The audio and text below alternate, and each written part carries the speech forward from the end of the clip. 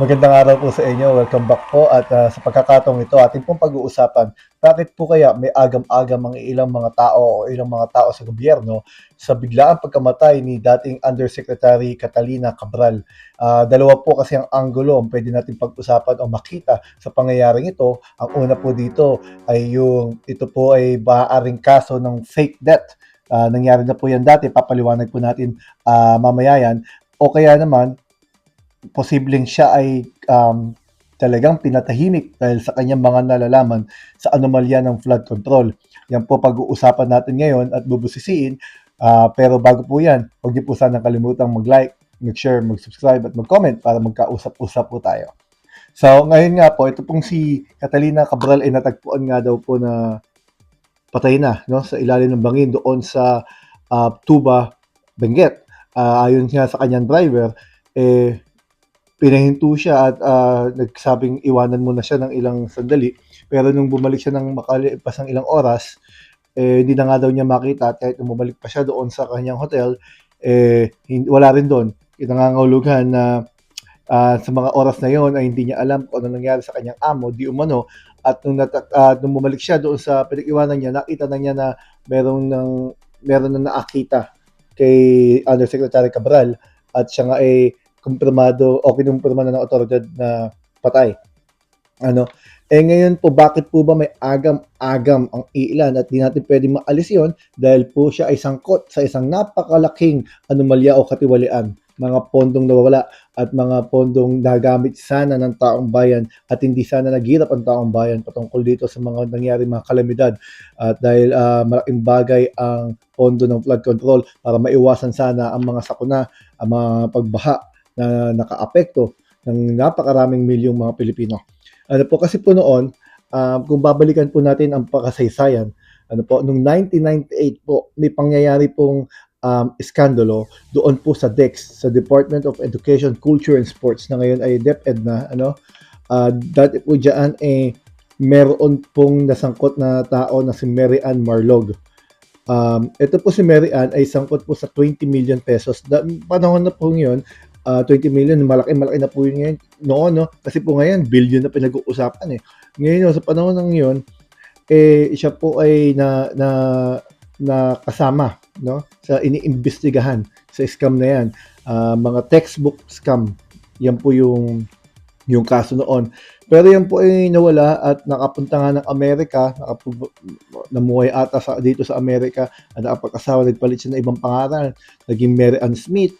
At noong 2019, official po siyang dineklarang patay na. No, patay na po ito si Mary Ann Maslog, di umano. Subalit ng 2024, nag-resurface po siya. Nakita muli sa Pilipinas sa pangalang Dr. Jessica Cese Francisco. Pero tumugma po yung fingerprint ng taong ito doon sa sinampahan ng kaso noon na si Mary Ann Maslog. Kaya hindi po natin may iwasan sa mga ibang tao na magduda o humingi ng pruweba kung talaga bang si Undersecretary Cabral ang nakita doon sa ilalim ng uh, bangin, ano, dahil nangyari ng ho kasi ito may president na dito nangyari, ano, meron tayong pagbabasihan dahil siyempre malaki pong halaga ang hinahabol natin. Bakit po ba kailangan patahimikin naman si Cabral, kung baga sa kabilang banda naman, kung ito po ba ay hindi fake death, kung hindi naman po siya nagpakamatay, kung siya ba'y pinatahimik, bakit naman po kaya, ano kaya motibo, bakit siya posibleng pinatahimik? Like I said po, iba-iba pong angulo ito.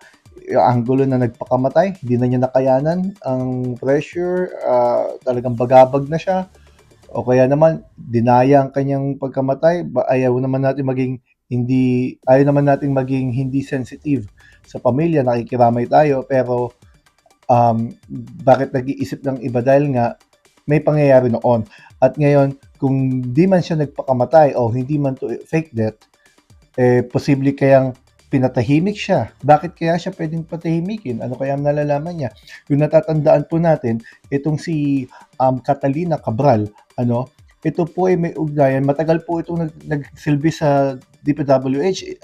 Sa katunayan, siya pong kauna-unahang undersecretary ng DPWH kung hindi ako nagkakamali. At nandun po siya sa loob ng mahigit 40 taon, 40 years doon sa DPWH. May kapangyarihan siya na mag-allocate o baguhin o magkaroon ng impluwensya sa allocable funds.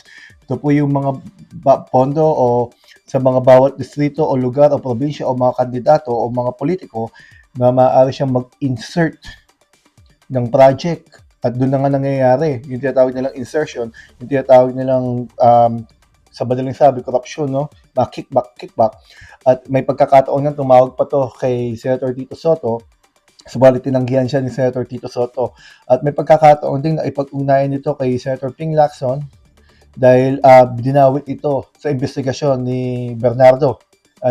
Ngayon, ito po kasing si Cabral, marami po itong alam, no? Yung matatandaan po natin, tinanong siya sa hearing noong September 2025 ni Senator Rodante Marcoleta kung kaya niyang i-produce o sabihin ang mga nasa listahan kung sino ang mga distrito o probinsya na nakatanggap ng flood control project o pondo.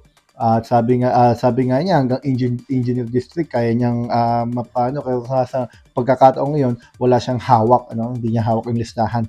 So may mga alam siya, may mga detalye siyang nalalaman na mahalaga sa investigasyon nito. Ngayon, alam din niya, di umano, kung bakit nabago o binago yung budget ceiling ng DPWH. May itinakda na po kasi kung ano ang ceiling ng pondo ng DPWH, pero nabago po yan.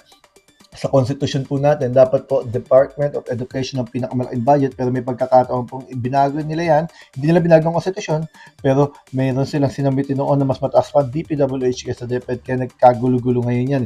Pero hindi naman na lumusot. Ngayon, alam din po daw, di umano ni Cabral, kung sino-sino ang mga proponents ng mga projects o ng mga insertion. Ang proponents po, yung mga politiko, ang mga politiko na nagsusulong na eto ang gawin natin project, eto dito natin insert, eto yung ganyan natin, dyan po nanggagaling din yung mga kickbacks at alam daw po niya, di umano, ang listahan o sino-sino ang mga yon.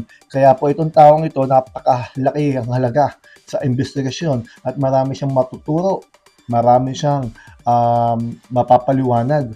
Kaya yun ang mga motibong posible siyang patahimikin. Yun naman yung anggulo ng ibang mga tao.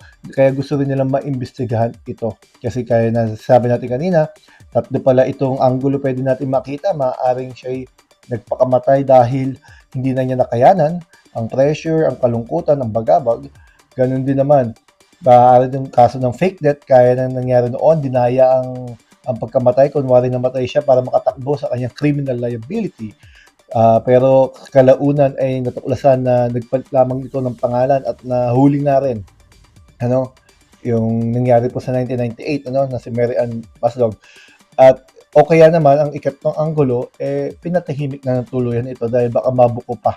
So, ngayong pinatahimik, kung ngayon pong wala na po si Undersecretary Cabral, ang gusto pong mangyari ng ating DOJ, kasi parang sabi niya sa Senado, hayaan ng NBI sa pag-iimbestiga nito, Pero sabi ni Secretary Remulla, ipapasabina nila o ire-request nila na magkaroon ng cyber warrant itong mga gadgets ni Cabral. Kasi po, yung mga phones niya, nauwi ata sa bahay ng pamilya. Kasi po yung pinangyarihan kung saan siya natagpo ang patay, yan po ay crime scene. Hindi po dapat ginagalaw o kinukuha ang mga bagay na maaaring makatulong sa investigasyon doon sa crime scene.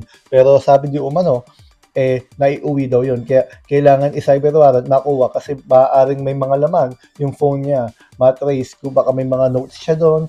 Alam nyo, malaki pong investigasyon po kasi ito Hindi po biro-biro ang bilyong halaga na ninakaw sa taong bayan, na nagpahirap sa taong bayan, na bagamat may pondo sana, hindi sana nahihirapan ng taong bayan sa baha. Pero yun na nga ang nangyari. Kaya kinalulungkot ng mga taong bayan at kinaiinis ng taong bayan ang flood control. anomaly na ito at maraming pananagutan bagamat wala na siya ngayon, patay na, maaari pa ring makatulong yung mga naiwanan niyang mga posibleng ebidensya gaya nga nung gadgets na yan, ang mga cellphone, mga laptop siguro kung ano man, kaya siguro mahalaga na mapagbigyan si Secretary Remulla na makuha ang mga gamit na yon upang malaman natin kung ano-ano ang laman nun, baka may naiwan siyang mga mahalagang impormasyon. Ano? Ngayon po, bakit po naman yung iba tila ba may pagdududa sa pangyayaring ito? Kasi po una po, ayaw po ipa-autopsy ng pamilya ni Cabral yung bangkay. Pero naiintindihan po natin yon dahil sa kalabisan ng pagdadalamhati nila, balita natin narugdurog daw yung buto tapos i-autopsy pa. Siyempre mabigat talaga yun para sa pamilya. Ano? Kaya nagiging honest siguro sila na hindi nila natanggap na kailangan pa autopsy. Pero kalaunan atay pumayag din dahil ito'y utos naman ng korte, ano, ng gobyerno. Na kasi talagang hindi kasi normal yung tao eh. Yung tao ay sangkot sa napakahalagang bagay na kailangan na magkaroon ng sagot o solusyon, ano? Kaya siguro sooner or later naintindihan din nila na kailangan talaga nilang ipa-autopsy kasi kailangan ma-verify, ano, kung sino pa talaga ito, ano talaga sanhi ng pagkamatay, may foul play ba? Itong mga bagay na to kailangan tutong pag-usapan. Ano? At sana po, inuulit po natin, tayo po nakikiramay doon sa pamilya ng mga pamilya na itong nasawi na si dating Undersecretary Catalina Cabral. Ano? Hanggang dito po muna tayo at marami pong salamat. Huwag niyo pong kalimutan mag-like, mag-share, mag-subscribe at mag-comment. Marami pong salamat sa inyo.